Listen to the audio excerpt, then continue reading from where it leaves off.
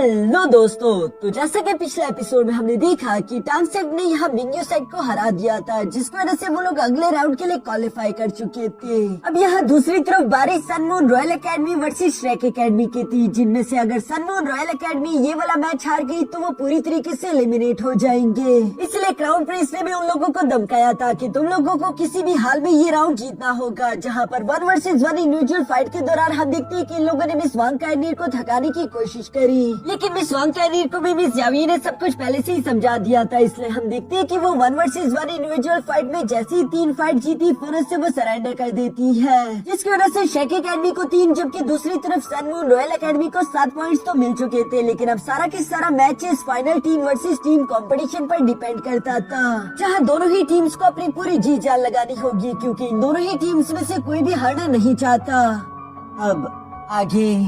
तो next episode की शुरुआत यहाँ बिल्कुल उसी सीन से शुरू हुई, जहाँ पर हम देखते हैं कि चीफ रेफरी ने इन दोनों ही एकेडमीज के दौरान टीम फाइट को शुरू करवा दिया, जहाँ होंगचेन अपने साथियों को मोटिवेट करने के लिए कहता है कि ये लाइफ एंड डेथ मैच है, तो किसी भी हाल में होल्ड बैक मत करना। अपने कैप्टन की ये बात सुनकर वो वॉरियर्स फिर से फाइट के लिए तैयार होते हुए तीसी के साथ आगे की तरफ बढ़ने लगे। दूसरी तरफ हम श्रेक एकेडमी के निंगटियान को भी देखते हैं, जिसने अपने ग्लेस पगोड़ा टावर की एबिलिटी को एक्टिवेट कर लिया, जिसका इस्तेमाल करते हुए अपने टीममेट्स की स्ट्रेंथ और स्पीड को 5% तक इंक्रीज कर सकता है। यह मिस वांग काइनीर की स्पीड और स्ट्रेंथ जैसी इंक्रीज हुई, वो तीसी के साथ फाइट करने के लिए आगे की तरफ बढ़ने लगी, जो देखकर मिस मिंग मुस्कुराते हुए कहती है कि मैं जानती थी ये सबसे पहले लीड लेने वाली वांग काइनीर ही होगी, लेकिन फिक्र मत करो, मैं तुम्हारे पंख काटने के लिए तैयार हूँ। चलो लांसियो, तुम भी तैयार हो जाओ। मिस मिंग की ये बात सुनकर उसी का टीममेट जिसका नाम लांसियो था, वो फिर से वहाँ पर एक लेवल 9 के सोल गाइडेंस टूल को एक्टिवेट कर लेता है, जिसे 9 रेजिडेंट्स के नाम से जाना जाता था। दूसरी तरफ हम देखते हैं कि श्रेक एकेडमी के बाकी के डिसाइपल्स ने भी अपनी पावर्स एक्टिवेट करते हुए दुश्मनों पर हमला बोल दिया था, लेकिन दूसरी तरफ मिस वांग काइनीर जो कि उस सोल गाइडेंस टूल्स के लेजर बीम से खुद को बचाते बचाते तीसी के साथ आगे की तरफ बढ़ रही थी, और वो फिर से अपने स्पेयर को यहाँ लांसियो की तरफ थ्रो कर देती है, ताकि वो सबसे पहले इसे अपने रास्ते से हटा सके। लेकिन दूसरी तरफ हम देखते हैं कि वो 9 रेसिडेंट सोल गाइडेंस टूल तो काफी सारा पावरफुल डिफेंस भी क्रिएट कर सकता है, जो देखकर तो दूसरी तरफ मास्टर जिंग भी उस सोल गाइडेंस टूल की तारीफ करते हुए कहता है कि 9 रेसिडेंट्स के अंदर रेड कलर के 9 क्रिस्टल्स लगे हुए हैं, जो कि लांसियो को स्ट्रॉन्ग अटैक और स्ट्रॉन्ग डिफेंस बनाने में एडवांटेज प्रोवाइड करेगा। मास्टर जिंग की ये बात बिल्कुल सही थी, क्योंकि लांसियो ने डिफेंस के बाद फौरन एक लाइट अटैक जनरेट करते हुए तीसी के साथ वांग काइनीर पर हमला बोल दिया। लेकिन दूसरी तरफ हम देखते हैं कि वांग काइनीर भी वक्त रहती है अपने स्पेयर का इस्तेमाल करते हुए उस अटैक को ब्लॉक कर लेती है, जो देखकर यूहो और मिस वांग काइनीर के बाकी के दोस्त उसके लिए परेशान हो रहे थे। मिस टांग मोटोंग कहती है कि ये लोग जानबूझकर सिर्फ मिस वांग काइनीर को ही पहले हिट करना चाहते हैं, क्योंकि इन लोगों के हिसाब से अगर वांग काइनीर को किसी तरीके से हरा दिया गया तो उसके बाद बाकी के श्रेक एकेडमी को हराना ज्यादा डिफिकल्ट नहीं। अभी अचानक हम यहाँ सनमून रॉयल एकेडमी के जाबू को देखते हैं, जो कि अपने कैनन्स का इस्तेमाल करते हुए तीसी के साथ श्रेक एकेडमी के एक टीम मेंबर पर हमला करने की हिम्मत कर रहा था, जो देखकर तो वो वॉरियर भी फौरन अपने पास से इनविंसिबल शील्ड को बाहर निकाल लेता है, जिसका इस्तेमाल करते हुए उसने कैनन एनर्जी अटैक को ब्लॉक कर दिया। असल में इस लड़की की जिम्मेदारी यही थी कि वो यहाँ रुककर निंगटियान को प्रोटेक्ट करेगा, ताकि वो अपने पगोड़ा टावर आर्टिफैक्ट का इस्तेमाल करते हुए बाकी लोगों को सपोर्ट प्रोवाइड कर सके। अब यहाँ ये सारी फाइट तो चल ही रही थी, बारी थी आखिरकार होंगचेन की, जहाँ पर हम देखते हैं कि उसने फिर से अपनी सोल रिंग सब लोगों के सामने एक्टिवेट कर दिए, जहाँ उसके 7 सोल रिंग्स को देखकर तो सबके सभी हैरान हो जाते हैं। किसी को भी यकीन नहीं आ रहा था कि होंगचेन सोल सेंट लेवल पर कब पहुँच गया। इवन की मिस यावी भी अपने मन में कह रही थी कि श्रेक एकेडमी की पूरी हिस्ट्री में सीगो, टांगसेंग और साथ ही साथ कुछ गिने चुने वॉरियर्स के अलावा कोई भी सिर्फ 10 साल के अंदर सोल सेंट लेवल पर नहीं पहुँच पाया था। यहाँ दूसरी तरफ अरीना में हम देखते हैं कि श्रेक एकेडमी की वो दोनों ट्विन सिस्टर्स अपने सोल फ्यूजन टेक्निक का इस्तेमाल करते हुए खुद को बालों को किसी तरह से भी इस्तेमाल कर सकती है, जिन्हें वो वेपन की तरह यूज करते हुए यहाँ मिस मिंग पर हमला कर रही थी, ताकि वो वांग काइनीर से दूर रहे। लेकिन मिस मिंग यहाँ पर अपने भाई को आवाज देते हुए कहती है कि होंगचेन चलो अब तुम्हारी बारी, जो सुनकर होंगचेन मुस्कुराते हुए कहता है कि वांग काइनीर असल में बलि का बकरा तुम हो, हम तुम्हारे शिकार किसी भी हाल में करके रहेंगे। जो कहती है होंगचेन ने अपने मल्टी सोल गाइडेंस कैनन्स का इस्तेमाल करते हुए फिर से वांग काइनीर पर हमला करने की कोशिश करी, जो देखकर दूसरी तरफ वो ट्विन सिस्टर भी यहाँ पर मिस मिंग को छोड़ते हुए फिर से अपने फ्यूजन स्किल का इस्तेमाल करते हुए होंगचेन के उन अटैक्स को ब्लॉक करने लगे, ताकि वो वांग काइनीर को बचा सके। यह सिचुएशन धीरे धीरे खराब होती हुई दिखाई दे रही थी, क्योंकि होंगचेन ने उन दोनों ट्विन सिस्टर्स को अपने साथ उलझा दिया, क्योंकि वो अकेला ही एक सोल सेंट लेवल का पावरफुल वॉरियर था, जो कि इन दोनों को हैंडल कर सकता है। उसने इससे पहले खुद की ये स्ट्रेंथ नहीं दिखाई थी। यह और बाकी के सब लोग भी यहाँ होंगचेन को इवल हंसी हंसता हुआ देख रहे थे, जबकि दूसरी तरफ हम देखते हैं कि वांग काइनीर तो उस 9 रेजिडेंट सोल गाइडेंस टूल की वजह से अपने जगह से मूव नहीं कर पा रही। और चूंकि अब मिस मेंग को भी रोकने वाला कोई नहीं था, इसलिए वो तेजी के साथ मूव करते हुए वांग काइनिर पर पीठ पीछे से हमला करना चाहती है, क्योंकि उसे लग रहा था कि वांग काइनिर ने उसे नहीं देखा। लेकिन ये तो उसकी गलतफहमी थी, क्योंकि वांग काइनिर के पास गोल्डन परसेप्शन टेक्निक है, जिसके इस्तेमाल करते हुए अपने आसपास की हर एक चीज पर नजर रख सकती थी। और इसलिए हम देखते हैं कि वो लास्ट मोमेंट पर फौरन से मिस मेंग के हमले को डॉज करते वहाँ से दूर हट गई, जिस वजह से लांजियो के सोल गाइडेंस का अटैक मिस मेंग को ही तकड़ाने वाला था। लेकिन वो इनविंसिबल शील्ड का इस्तेमाल करते हुए खुद को बचा लेती है, जबकि दूसरी तरफ वांग काइनिर भी अब खतरे से बाहर आ चुकी थी। लेकिन ये मिस मेंग को देखकर काफी ज्यादा गुस्सा आ गया। वो फौरन अपने third martial soul technique ice reflection का इस्तेमाल करते हुए वांग काइनिर पर हमला करते हुए कहती है कि आखिर तुम्हें भागने की इतनी भी जल्दी क्या है।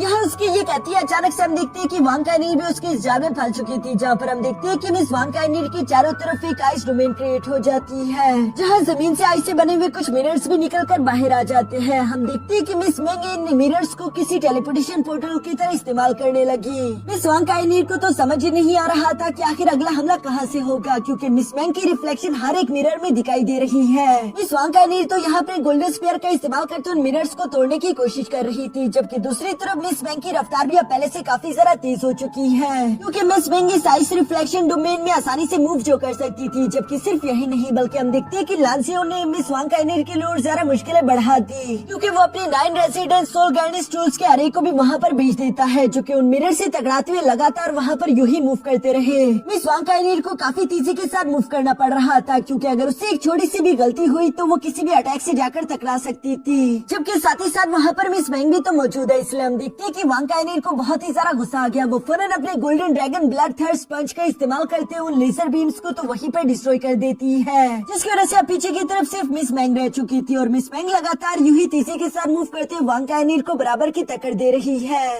जो सब ऊपर से इविल सोल चर्च का लीडर भी देख रहा था। इसलिए वो यहाँ पर मास्टर जिंग की तारीफ करते हुए कहता है कि मानना पड़ेगा कि तुम्हारा ग्रैंडसन और तुम्हारी ग्रैंड डॉटर दोनों ही कमाल के हैं। इन दोनों ने तो मुझे इम्प्रेस कर दिया। जिस पर क्राउन प्रिंस जवाब देते हुए कहता है कि हाँ बिल्कुल, लेकिन उम्मीद करता हूँ कि ये लोग आखिर तक टिक पाए, क्योंकि शेक एकेडमी पिछले हजारों साल से कभी भी सोल फाइटिंग कंपटीशन नहीं हारा। इसके बाद सीन शिफ्ट होकर वापस से नीचे अरीना में आ जाता है, जहाँ पर फाइट के दौरान हम देखते हैं कि डाइगुआबिन कैटगर्ल से कह रहा था कि हमें जल्द से जल्द कैप्टन को बचाना होगा, जो सुनकर कैटगर्ल फौरन से यहाँ लांसियो की तरफ बढ़ते हुए अपने नेदर शैडो कनेक्शन टेक्निक का इस्तेमाल करते हुए लांसियो पर हमला कर देती है। लेकिन दूसरी तरफ हम देखते हैं कि लांसियो ने भी लास्ट मोमेंट पर अपनी इनविंसिबल शील्ड एक्टिवेट कर ली थी, क्योंकि वो फिलहाल अपने 9 रेजिडेंट सोल गाइडेंस टूल को यूज कर रहा है और वो अपनी जगह से ज्यादा मूव नहीं कर सकता, जो देखकर दूसरी तरफ कैटगर्ल भी उस इनविंसिबल शील्ड को तोड़ने की कोशिश कर रही थी। पर तभी अचानक वहाँ पर लांसियो का दूसरा टीममेट आ जाता है, जहाँ आते साथ ही उसने कैटगर्ल पर एनर्जी अटैक्स की बौछार कर दी थी। दूसरी तरफ कैटगर्ल भी उन अटैक्स को देखकर थोड़ा सा तो परेशान हो गई, लेकिन इससे पहले कि वो अटैक कैटगर्ल के पास भी पहुँच पाते, तभी अचानक हम देखते हैं कि डाइगुआबिन फौरन से कैटगर्ल को बचाने के लिए वहाँ सामने आ गया था, जहाँ पर वो कैटगर्ल के साथ मिलते हुए अपनी एक सोल फ्यूजन टेक्निक का इस्तेमाल करता है। इस सोल फ्यूजन टेक्निक का नाम था नेदर व्हाइट टाइगर, जहाँ पर हम देखते हैं कि कैटगर्ल और व्हाइट टाइगर दोनों की पावर एक दूसरे के साथ कंबाइन हो गई। जो सोल फ्यूजन अटैक सीधा सीधा यहाँ जाओ जिंगान की तरफ ही बढ़ रहा था। जिंगान उसे रोकने के लिए अपनी पूरी जान लगा देता है, लेकिन फिर भी वो इस अटैक को ब्लॉक नहीं कर पाता और इसी अटैक की वजह से हम देखते हैं कि जिंगान उड़ता उड़ता बेहोश होकर जमीन पर जा गिरा। जिंगान के हारे जाने की वजह से अब यहाँ सनमून रॉयल एकेडमी का एक और डिसाइपल भी कम हो चुका था। मिस मेंग जानती थी कि उसे जल्द से जल्द इस फाइट को खत्म करना है, इसीलिए हम देखते हैं कि वो अब खुद को होल्ड बैक नहीं करती, बल्कि उसने फौरन से अपनी 6 martial soul skills corrosive vice technique का इस्तेमाल करने शुरू कर दिया। जिस कोरोसिव वाइस को देखकर तो मास्टर जिंग भी अपने मन में कहते हैं कि साइज के अंदर ही बहुत ही खतरनाक पॉइजन है, जिसका इस्तेमाल करते हुए मिस जिंग की से बड़े सोल बीस्ट यानी कि एक डायमंड मेहमद तक को पैरालाइज कर सकती है। और सिर्फ यही नहीं, बल्कि दूसरी तरफ हम देखते हैं कि लांसियो ने भी अपने 9 रेजिडेंट्स के सारे क्रिस्टल्स की पावर एक साथ कंबाइन करते हुए एक बहुत ही ज्यादा पावरफुल अटैक रेडी कर लिया है। मिस वांग काइनिर देख पा रही थी कि उसकी तरफ 2 बहुत ही ज्यादा डेंजरस अटैक चलते हुए आ रहे थे और उसे किसी तरह भी इन अटैक से बचना होगा, वरना शेक एकेडमी हारी जाएगी। दूसरी तरफ मिस यावी भी अपने मन में यही कह रही थी कि वांग काइनिर तुम्हें सर्वाइव करना होगा, क्योंकि तुम ही शेक एकेडमी की टीम सोल हो, तुम्हारे बगैर हमारी टीम नहीं जीत सकती। यहाँ पर ये बात हर एक वॉरियर जानता था, इसलिए हम देख पा रहे थे कि शेक एकेडमी के मेंबर्स अपने कैप्टन को बचाने के लिए किसी भी हद तक जा सकते हैं। हम देखते हैं कि उन्हीं के एक मेंबर ने अपने first and fourth martial soul दोनों टेक्निक को एक साथ इस्तेमाल कर लिया, जिसे time freeze and time lock का नाम देता है। इस टेक्निक के दौरान हम देखते हैं कि उसने पहले तो टाइम को फ्रीज कर दिया और उसके बाद उन दोनों ही अटैक्स को लॉक कर दिया। ये काम मुश्किल जरूर था, लेकिन वो कर दिखाता है सिर्फ और सिर्फ अपने कैप्टन को को बचाने के लिए। दूसरी तरफ हम देखते हैं कि वांग काइनीर भी इस मौके को जाया होने नहीं देती, बल्कि उसे में फौरन से अपने गोल्डन स्पेयर का इस्तेमाल करते हुए साइज रिफ्लेक्शन डोमेन को पूरी तरीके से चकनाचूर कर दिया, जो देखकर तो मिस बैंक सरप्राइज हो गई थी। इवन कि होंगचेन भी हैरान हो गया था, लेकिन वो इसके लिए भी पहले से तैयार होकर आए थे। हम देखते हैं कि वो फौरन से अपने एक वॉरियर नोंगफेंग से कहता है कि चलो नोंगफेंग तैयार हो जाओ, अब तुम्हारी बारी। जो सुनकर तो नोंगफेंग ने अपने पास से एक मिस्टीरियस सोल गाइडेंस टूल निकाल लिया, जो कि किसी शार्प स्पाइडर जैसा दिख रहा है, और वो इसका इस्तेमाल करते हुए खुद को हिट कर देता है। इसकी वजह से हम देखते हैं कि नोंगफेंग की सारी सोल पावर इकट्ठा होते हुए ग्रीन एनर्जी में कन्वर्ट होना शुरू हो गई थी,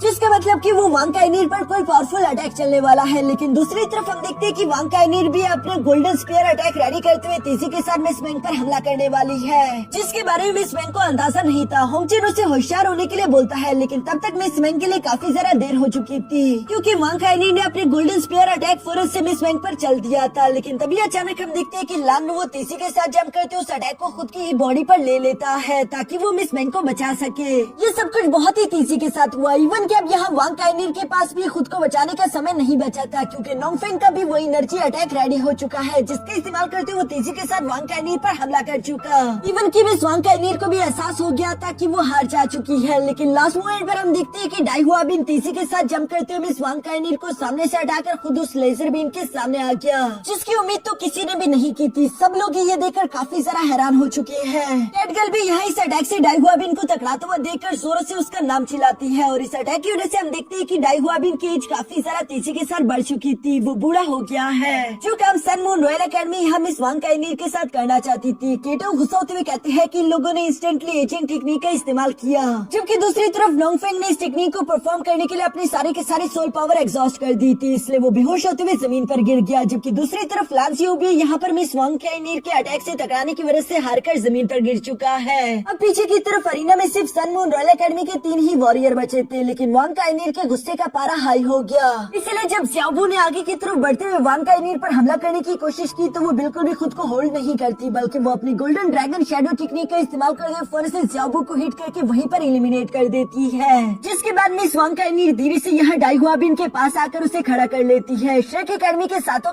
डिसाइपल फाइट करने के लिए पूरी तरीके से तैयार थे, और इन लोगों का जोश पहले से भी ज्यादा बढ़ चुका था। लेकिन दूसरी तरफ सन मून रॉयल एकेडमी पहले ही अपने 5 डिसाइपल्स को खो चुकी है। पीछे की तरफ सिर्फ मिस मैंग और यहाँ होंगचेन ही बचे हैं। श्रेक एकेडमी की टीचर मिस जावी भी अपने मन में ये सब होता हुआ देखकर कहती है कि डाई हुआ बिन, तुम अब पहले से बड़े हो गए। मैंने बिल्कुल भी उम्मीद नहीं की थी कि तुम इतनी जल्दी मैच्योर हो जाओगे। अब श्रेक एकेडमी को जीतने से कोई नहीं रोक सकता। लेकिन दूसरी तरफ मिस मैंग और होंगचेन को तो बिल्कुल भी ऐसा नहीं लग रहा था। उल्टा होंगचेन खुश होते हुए कहता है कि चलो अच्छा हुआ हमारे बाकी की टीममेट्स हार गए, क्योंकि अब हम अपनी स्पेशल टेक्निक का इस्तेमाल कर सकते हैं, वो भी बिना किसी हेजिटेशन के, क्योंकि इस टेक्निक की वजह से अरीना में मौजूद हर एक डिसाइपल हिट होगा। जिसके लिए हम देखते हैं कि इन दोनों भाई बहनों ने अपने यिन यांग टोर्च की पावर्स को कंबाइन करते हुए सोल फ्यूजन क्रिएट करना शुरू कर दिया, जिसे ये लोग रेड डैश रिफ्लेक्शन का नाम देते हैं। इस सोल फ्यूजन टेक्निक की वजह से अरीना में एक गोल्डन कलर का टॉर्ड आ गया था, जिसका ऑरा बहुत ही ज्यादा टेरिफाइंग है। और इस टॉर्ड में ये एबिलिटी थी कि ये इस पूरे के पूरे अरीना को लावा से भर दे, जिसे देखकर तो दूसरी तरफ यूहाओ भी अपने मन में कह रहा था कि इन दोनों का सोल फ्यूजन टेक्निक पहले से काफी ज्यादा स्ट्रॉन्ग हो गया।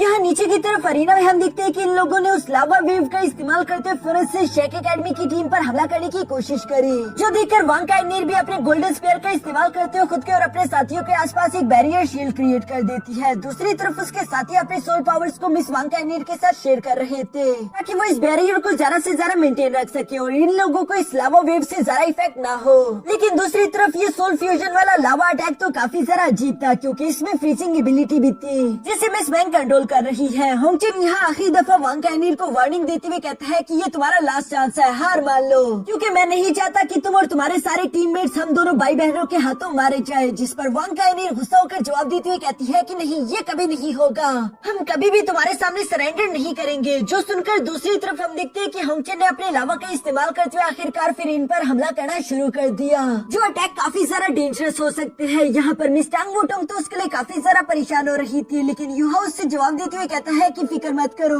हमें सिर्फ वांग काइनीर पर भरोसा रखना होगा, यकीनन वो इस मुश्किल से भी निकल जाएगी। और दूसरी तरफ हम देखते हैं कि यहाँ होंगचेन के इस लावा अटैक की वजह से कैटगर्ल और डाई हुआ बिन तो खुद को संभाल नहीं पाते, इसलिए चीफ रेफरी फौरन से उन दोनों को पकड़कर अरीना से बाहर ले गया, क्योंकि वो दोनों इस अटैक की चपेट में आने वाले थे और इससे उन दोनों की मौत भी हो सकती थी, इसलिए ये दोनों तो पहले ही डिस्क्वालीफाई हो गए। सिर्फ मिस वांग काइनीर ही है जो कि होंगचेन के उस लावा अटैक को ब्लॉक करने के साथ साथ यहाँ मिस बैंक के साथ फाइट भी लड़ रही है, जबकि उसके बाकी के टीममेट्स ऐसा नहीं कर पाते। इसलिए रेफरी बारी बारी उन सबको बचाते हुए यहाँ अरीना से बाहर लेकर जाता गया, जिसके साथ साथ वो लोग एलिमिनेट भी होते रहे। सिर्फ अब मिस वांग काइनिर ही आखिर में बची थी, जिससे मिस बैंक फाइट करते हुए कह रही थी कि चलो भी हार मान लो, तुम्हारे साथी तो ऑलरेडी हार चुके, क्या तुम ये रेजिस्ट करते हुए मरना चाहती हो। मिस वांग काइनिर जो कि मिस बैंक के अटैक को ब्लॉक कर रही थी, इससे पहले कि वो उसे कोई भी जवाब दे पाती, तभी अचानक उसकी नजर पीछे की तरफ पलटी, जहाँ पर हम देखते हैं कि होंगचेन उसके पीछे आ चुका था। और सिर्फ यही नहीं बल्कि उसने अपने लावा टेक्निक का इस्तेमाल करते हुए खुद के 5 क्लोन्स भी बना लिए थे, जिन सबके पास सोल गाइडेंस कैनन्स है। और ये कोई नॉर्मल सोल गाइडेंस कैनन नहीं बल्कि इन्हें कहा जाता है despicable fix position soul guidance cannons, जो कि काफी ज्यादा डेंजरस है, इसीलिए इन्हें कंपटीशन में इस्तेमाल करना बैन है। लेकिन इसके बावजूद भी हम देखते हैं कि होंगचेन ने इसी सोल गाइडेंस टूल का इस्तेमाल करते हुए वांग काइनिर पर हमला बोल दिया।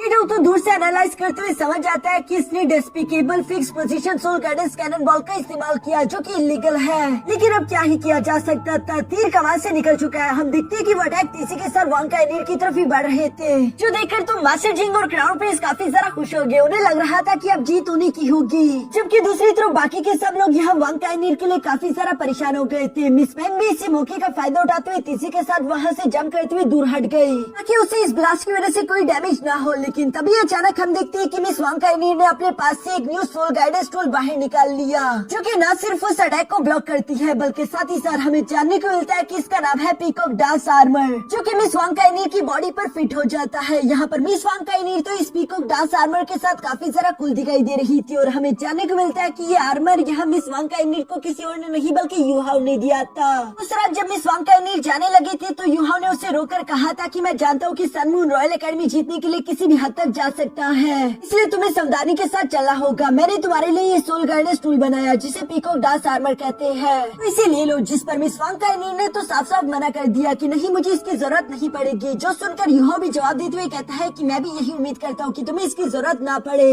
इसके बाद सीन शिफ्ट होकर वापस से प्रेजेंट में आ जाता है, जहाँ मिस वांग काइनिर अपनी इस पीकॉक डांस आर्मर को देखते हुए कह रही थी कि यूहाओ तुम्हारा एक एहसान मुझ पर रह गया, जबकि दूसरी तरफ यूहाओ भी यहाँ पर मिस वांग काइनिर को जिंदा सलामत देखकर काफी ज्यादा खुश हो जाता है। लेकिन मिस बैंक, होंगचेन, मास्टर जिंग और क्राउन प्रिंस को ये देखकर बहुत बड़ा झटका लगा। उन लोगों ने बिल्कुल भी इस बात की उम्मीद नहीं की थी, क्योंकि दूसरी तरफ वांग काइनिर के टीममेट्स भी काफी ज्यादा खुश दिखाई दे रहे थे। यहाँ पर मिस बैंक होंगचेन से कहती है कि ब्रदर, इसके पास एक और ट्रम्प कार्ड निकला, अब हम क्या करें, जिस पर होंगचेन तो कोई भी जवाब नहीं दे पा रहा था। दूसरी तरफ हम देखते हैं कि वांग काइनिर इस न्यू आर्मर के साथ तीसी के साथ इन दोनों पर ही हमला करने के लिए आगे की तरफ बढ़ने लगी, जो देखकर होंगचेन और मिस बैंक दोनों मिलकर अपनी जी तोड़ कोशिश करना शुरू कर देते हैं। वो जितने ज्यादा अटैक्स हो सके यहाँ वांग काइनिर पर चलते जा रहे थे, ताकि वो मिस वांग काइनिर को रोक सके। लेकिन दूसरी तरफ मिस वांग काइनिर उनमें से हर एक अटैक को डॉज करते हुए तीसरी के साथ इन दोनों की तरफ आ रही है। इसलिए हम देखते हैं कि इन दोनों ने फिर से अपने डुअल टोर्नेडो टेक्निक का इस्तेमाल करते हुए मिस वांग काइनिर का रास्ता रोक दिया, जहाँ होंगचेन मिस वांग काइनिर से कह रहा था कि मैं भी देखता हूँ कि आखिर तुम कितनी देर तक हमारे रेड डस्ट इफेक्शन टेक्निक्स को ब्लॉक करती रहती हो। जिस पर दूसरी तरफ मिस वांग काइनिर भी इस बार एटीट्यूड के साथ जवाब देते हुए कहती है कि तुम दोनों को हराने में मुझे अब 1 मिनट से और ज्यादा नहीं लगेगा। और ये कहती मिस वांग काइनिर ने अपनी गोल्डन ड्रैगन रोड टेक्निक का इस्तेमाल करते हुए फिर से उस डुअल टोर्नेडो टेक्निक को खत्म कर दिया, जिसके बाद वो तेजी के साथ आगे की तरफ बढ़ते हुए यहाँ होंगचेन और मिस बैंक पर हमला करने लगी,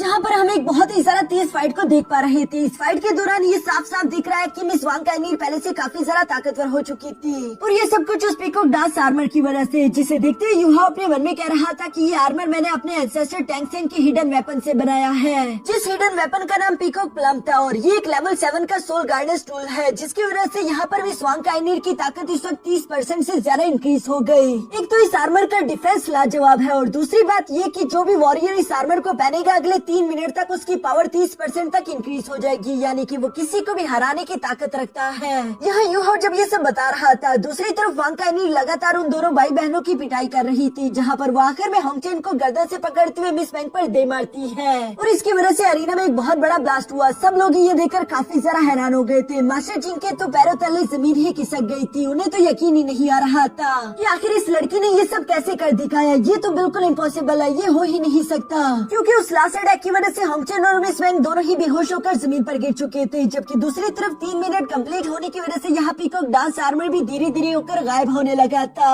मिस वांग काइनिर इस वक्त काफी ज्यादा कूल दिखाई दे रही थी, जिसे देखकर तो सन मून रॉयल एकेडमी के सपोर्टर्स के भी मुंह खुले के खुले रह गए थे। दूसरी तरफ यूहाओ यहाँ पर मिस वांग काइनिर की तरफ देखते हुए कहता है कि बेशक मेरे पीकॉक डांस आर्मर ने काफी सारा अच्छा रोल परफॉर्म किया, लेकिन इस जीत का सारा के सारा क्रेडिट मिस वांग काइनीर को जाता है, क्योंकि वो किसी भी हाल में हार नहीं मानना चाहती थी। उसके बेमिसाल पोटेंशियल की वजह से आज के दिन शेक एकेडमी इस मैच को जीत पाई, जबकि साथ ही साथ यूहाओ ने आखिरकार वो कर्ज भी अदा कर दिया। जब पिछली दफा वांग काइनीर यूहाओ के साथ सनसेट फॉरेस्ट गई थी, जहाँ पर उसने यूहाओ की जान भी बचाई थी। यहाँ दूसरी तरफ मिस वांग काइनीर की जीत पर टांग टुंग भी काफी ज्यादा खुश होते हुए उससे शाबाश बोल रही थी, लेकिन सन मून एम्पायर के सपोर्टर बिल्कुल भी खुश दिखाई नहीं दे रहे थे, क्योंकि उनकी टीम एलिमिनेट जो हो गई है। इवन के ऊपर की तरफ क्राउन प्रिंस भी हैरान होते हुए अपने मन में यही सोच रहा था कि आखिर ये कैसे पॉसिबल है। ये लड़की एक सोल एम्पर लेवल की वॉरियर है, पर इसने अकेले ही 2 लोगों को हरा दिया, जिनमें से एक सोल एम्पर और एक सोल सेंट लेवल का वॉरियर था। उसे तो इस वक्त काफी ज्यादा गुस्सा आ रहा था, लेकिन वो खुद पर काबू रखते हुए यहाँ मिस ऑरेंज से कहता है कि इस वांग काइनीर के बारे में पता लगाओ कि आखिर इसका बैकग्राउंड क्या है और ये है कौन। जो सुनकर मिस ऑरेंज भी जवाब देते हुए कहती है कि ठीक है, जैसा आप चाहे। यहाँ कंपटीशन का दिन खत्म होने के बाद हम लोगों को रात का सीन दिखाया जाता है, जहाँ पर यूहा और केटाओ दोनों मिलकर सोल गाइडेंस टूल कंपटीशन की तरफ बढ़ रहे थे।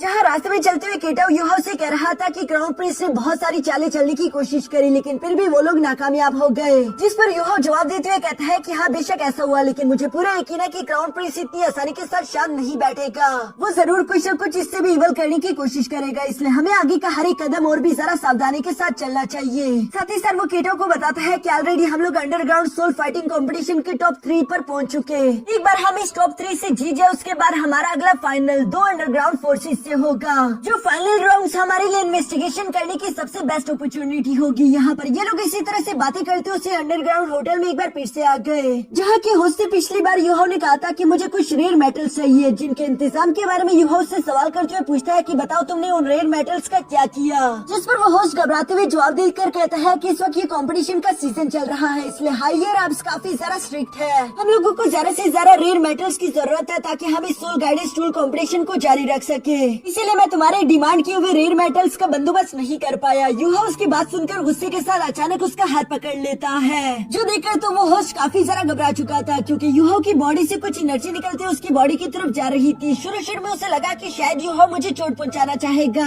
लेकिन जब थोड़ी देर बाद वो खुद के हाथ की तरफ देखता है तो वो हैरान होकर कह रहा था कि अचानक से मेरी सोल पावर इंक्रीज कैसे हो गई। दूसरी तरफ यूहाओ वहाँ से जाते हुए कहता है कि ये तो कुछ भी नहीं, अगर तुम मेरी डिमांड्स को पूरा कर दो तो मैं तुम्हें 5 रिंग से 6 सोल रिंग तक पहुँचा दूंगा। ये सुनकर तो उस होस्ट की खुशी का ठिकाना ही नहीं रहता, और वो यूहाओ से कहता है कि माय लॉर्ड आप भी फिक्र ना करें, आपको जो चाहिए मैं वो आपके लिए जल्द से जल्द प्रोवाइड करा दूंगा। जो सुनकर तो यूहाओ भी खुश हो जाता है, क्योंकि वो जानता ना कि ये आदमी बहुत ही ज्यादा लालची है। मैंने बस सिर्फ थोड़ी सी अपनी एक्सट्रीम आई से एनर्जी रिफाइन करके इसकी बॉडी में ट्रांसफर क्या कर दी, इतना जरा खुश हो गया। अब ये किसी भी हाल में मेरा काम पूरा करेगा। इसके बाद हम देखते हैं कि वो होस्ट तो यहाँ यूहाओ की गुलामी ही करने शुरू हो जाता है, जहाँ वो यूहाओ को इस राउंड के रूल्स के बारे में बता रहा था कि इस राउंड में आपको पूरे 5 घंटे मिलेंगे, जिसमें आप जितने चाहे उतने सोल गाइडेंस रूल्स बना सकते हैं और बाकी के रूल्स बिल्कुल सेम रहेंगे। इसके अलावा इस राउंड के विनर को एक लेवल 9 का सोल गाइडेंस टूल दिया जाएगा। जो सुनकर तो दूसरी तरफ केटा और यूहाओ दोनों ही एक्साइटेड हो गए, क्योंकि लेवल 9 का सोल गाइडेंस टूल बहुत ही ज्यादा कीमती हो सकता है। लेकिन दूसरी तरफ वो होस्ट यूहाओ को बता रहा था कि मेरे मालिक आपको इस वक्त सिर्फ 2 ही वॉरियर्स की थोड़ी बहुत फिक्र करनी होगी, जिनमें से एक है 96 और दूसरा है 98, क्योंकि इन दोनों के पास ही बेहतरीन कार्विंग नाइफ्स है। एक के पास bloodthirsty cloud demon blade है, जो कि रैंक 63 का कार्विंग नाइफ है, जबकि दूसरे वॉरियर के पास भी एक डार्क अजूरा ड्रैगन ब्लेड 59 रैंक का एक कार्विंग नाइफ है। ये सारी इन्फॉर्मेशन सुनकर यूहाओ से कहता है कि शाबाश तुमने काफी अच्छा काम किया। दूसरी तरफ वो होस्ट भी खुश होते हुए कहता है कि शुक्रिया मेरे मालिक। इसके बाद हम देखते हैं कि दूसरी तरफ रेफरी ने भी यहाँ पर कंपटीशन को शुरू करने के लिए उन 6 के 6 वॉरियर्स को अरीना की तरफ बुलाना शुरू कर दिया, जो कि सोल गाइडेंस मास्टर्स थे। वो इन सब लोगों के नंबर लेते हुए बताता है कि सबसे पहले मैं बुलाना चाहूंगा सोल गाइडेंस मास्टर नंबर 37 और 85 को, जो कि दोनों ही लेवल 5 के सोल गाइडेंस मास्टर है। दूसरी तरफ यूहाओ ये सब देख रहा था, जिन्हें देखते हुए यूहाओ अपने मन में कह रहा था कि टॉप 6 वॉरियर में से ये दोनों सबसे ज्यादा कमजोर हैं। मैं उन बाकी के दोनों पावरफुल वॉरियर्स को देखना चाहता हूँ। यहाँ पर यूहाओ जब ये सब सोच रहा था तभी अचानक रेफरी ने उसका नंबर ले लिया, नंबर 66, जिसकी तारीफ करते हुए रेफरी कहता है कि सोल गाइडेंस मास्टर नंबर 66 बेशक ये पैरालाइज है, लेकिन फिर भी इस आदमी को कमजोर समझने की गलती मत करना, क्योंकि इसने पिछले मैचेस में काफी अच्छा परफॉर्म किया। तुम लोग भी इसे देखकर सरप्राइज हो जाओगे। इसके साथ साथ रेफरी यहाँ पर केटाओ को भी बुलाने के लिए उसका नंबर 88 अनाउंस कर देता है। जिसके बाद आखिरी बारी थी यहाँ पर सोल मास्टर नंबर 98 और 96 की, जो दोनों ही लेवल 6 के सोल गाइडेंस मास्टर थे। और अब तक ऐसा कहा जा रहा था कि इन दोनों के सोल गाइडेंस टूल्स कमाल के थे। इसके बाद यहाँ लॉटरी का इस्तेमाल किया जाता है ताकि पता लग सके कि कौन सा वॉरियर किसके खिलाफ फाइट करेगा, जिसमें केटो के सामने तो एक कमजोर वॉरियर आ गया, लेकिन दूसरी तरफ यूहो के सामने यही नंबर 98 वाला सोल गाइडेंस मास्टर आ जाता है, जिसके पास डार्क अज़ूरा ड्रैगन कार्विंग नाइफ था। इसीलिए वो यहाँ यूहो के सामने काफी ज्यादा उछल रहा था, जिस पर यूहो से जवाब देते हुए कहता है कि सिर्फ एक बेकार सोल गाइडेंस मास्टर ये अपने कार्विंग नाइफ पर डिपेंड होता है। बेहतरीन सोल गाइडेंस मास्टर को तो अच्छे कार्विंग नाइफ की कोई जरूरत नहीं। ये सुनकर तो उस वॉरियर को काफी ज्यादा गुस्सा आ गया था। तभी अचानक यूहो उससे कहता है कि क्या तुम मुझसे शर्त लगाना चाहोगे, जो भी वॉरियर इस कंपटीशन में जीतेगा वो दूसरे का कार्विंग नाइफ छीन सकता है। जिस पर वो वॉरियर सवाल करते हुए कहता है कि पहले मुझे अपना कार्विंग नाइफ तो दिखाओ। तभी अचानक हम देखते हैं कि यूहो ने अपने guardian of life carving knife forest से बाहर निकाल लिया, जिसकी लाइफ फोर्स काफी ज्यादा स्ट्रॉन्ग दिखाई दे रही थी। इसलिए वो वॉरियर अपने मन में सोच रहा था कि क्यों न मैं इस लड़की की ये शर्त एक्सेप्ट कर लूं, क्योंकि अगर मैंने इसे हरा कर इसका ये कार्विंग नाइफ हासिल कर लिया तो मैं इसे अपनी ही कार्विंग नाइफ के लिए सेक्रीफाइस कर सकता हूँ, जिसकी वजह से मेरा डार्क अज़ूरा ड्रैगन ब्लेड का रैंक और भी ज्यादा हाई हो जाएगा। ये सारी खुश फहमियाँ रखते हुए आखिरकार वो वॉरियर यहाँ यूहो की शर्त को एक्सेप्ट कर लेता है, जिसके बाद हम देखते हैं कि रेफरी ने भी इन लोगों का मैच शुरू करवा दिया। और यहाँ इसी के साथ हमारा ये एपिसोड यहीं पर खत्म हो जाता है।